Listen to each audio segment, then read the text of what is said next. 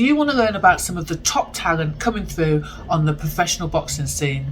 Then stay tuned.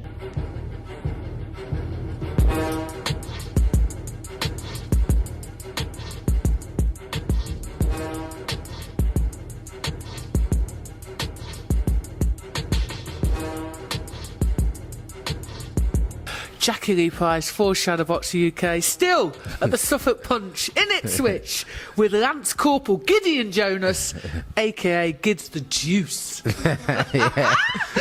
How are you? Yeah, I'm good, thank you. Yeah, it's a bit cold. It's cold in this gym today. I don't think they put the heating on. It's good to see your face. Out on the 26th of February at the Circus Tavern. Yeah. So we're over here just doing a little bit of training at the Suffolk Punch. Yeah. How is training going? Yeah, it's this camp, like I think it's like the longest camp I've had so far. So giving like notice and things like that. So I felt a bit every fight I have, I feel more professional. So I've got a new strength conditioning coach, Duncan. Training. Duncan. Yeah. Very good. So I've got him now. Training with my coach Carl in my army base. So everything's like set. And it's feeling good, to be fair. You are actually a soldier with the British Army. Yeah. You know, how much easier is it for you, like you saying that you now got your sort of set times, you've obviously got a full-time job as well, which you're getting paid for, so I imagine that makes it a little bit easier. So it's a blessing, and I wouldn't say a curse, but it can also be a bit hard. So my regiment is a parachute regiment, so quick notice and stuff. So the only reason why I'm not on any deployments because I had an injury, NFCI. So that was sort of a blessing for my boxing. So it allowed me to just work in camp. So just do jobs like guard duty. So that's like when you work days, you work nights, and then a week off. So in and around that time, I'll do boxing. Like obviously work, they think work comes first, but obviously boxing is my love and passion, so that comes first me. But the conflict of interest sometimes is an issue, but like you said, it is a blessing to have a job and to still be able to keep fit and be able to box. Started boxing quite late, and you've had a limited amateur career. Yeah. Your club was with the Alliance, wasn't it? Yeah, so it was with the England. I think when Alliance came in, they switched over. They split. It's a long Yeah, they story, split. but... Yeah. Yeah, and some clubs went over, but you made it to the finals, didn't you? At welterweight, I believe. Yeah, welterweight. Yeah, I think that was just before I was joining the army. So it was sort of my initial goal at that time was to carry on and join the army. I knew that they had an army boxing team, so that was more of like an incentive to join the army. That was like in the back of my mind, I'll join the army, do my training, then go to the boxing team. That was sort of my plan when I was that age. And then yeah, it sort of worked all right since then. But given the experience, I always knew that I was limited in that sense, so I made sure that get good sparring. Some of my friends are quite they've got a lot of experience, so I just hearing their stories, how it was for them, and then just pick it up, and then that's how I'm getting my experience. So through stuff like sparring and watching boxing and stuff like that. You joined the army, and then I'm guessing, is it 2017? How old were you? 2017. I was 17 at the time. What inspired you at such a young age to join the army? I think it was that whole having like a routine, and obviously at the time I think I wanted, you know, when you're young you want purpose in life. I wanted to do something that... Well, actually, no, I didn't. But yeah, it was that sort of, I wanted to do something good, and like I saw the stuff the army were doing even on the news, so as a young man I thought that could sort of help me in my life and, you know, keep me on the straight and narrow, because you know how it is when you're young, you can go either way. So the army sort of set me straight, and obviously it is hard sometimes, but it was the best decision that I've made, and I feel like it's helped me develop into a man. And obviously boxing wise it helps me as well because of the fitness, the mental side. So that for me personally, that was one of the best choices I've made. I mean, you just said then you knew that you wanted to embark on something that gave you discipline, and that's quite mature at that age. Yeah.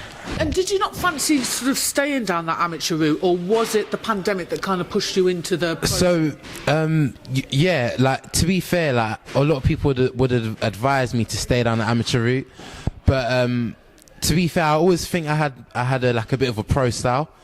I know a lot of people say that, but I was told that by a lot of people, and I was supposed to go on with the Army boxing team, because after the Army Championships in, I think it was 2019, they invited me over like as a trial sort of thing, but I joined my regiment at that time and I had to pass P Company, so P Company came first.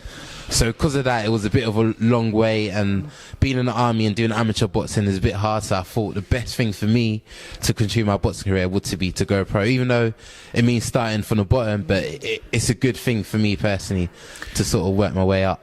So British soldiers are very active on the amateur scene, and then we had Nigel Benn, who was one of them. Yeah. And he sort of, I guess he might have been the first, I don't know if he was the first soldier, but he was most certainly the first black soldier, wasn't he? Yeah. To break through and do big things on the pro scene.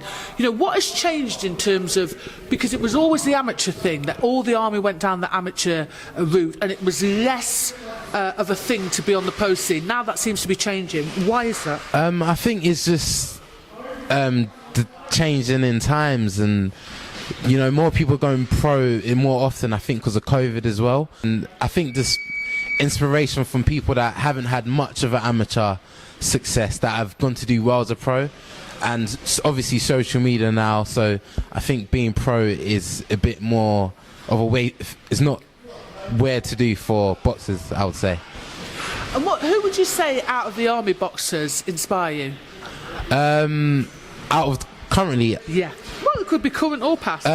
Yeah, like you said, Nigel Benn. Like, I remember watching his documentary, seeing how he came up, his last. It was sort of similar to mine, so that was a big inspiration for me. Also, there's a heavyweight. He's also gone pro, Natty Nwenga. I know him. Well. Yeah. So he's another one. Seeing how because I think he started boxing pretty late as well, but he done well in the amateur scene. He did, yeah. And now he's a professional, so that's another inspiration. And obviously my coach Carl Stevens, but he's a coach. But those are in the Army setup that's inspired me. You see quite a lot of multicultural teams in sport. Yeah. But in particular, it seems to me that the most multicultural in the Army is the boxing team. Would I be correct in thinking that? Yeah, I believe so. I believe it is the boxing team. I believe they have a bobsleigh team as well. Funny enough, which is a bit. But going up to when I went for my coaching course recently, different cultures. Sorry. I don't even know why that made me like. Do you know what it reminds me of? The film? Yeah, because of the film. Yeah, because of the film. Yeah. But it is. People would be surprised that it's very multicultural in the Army.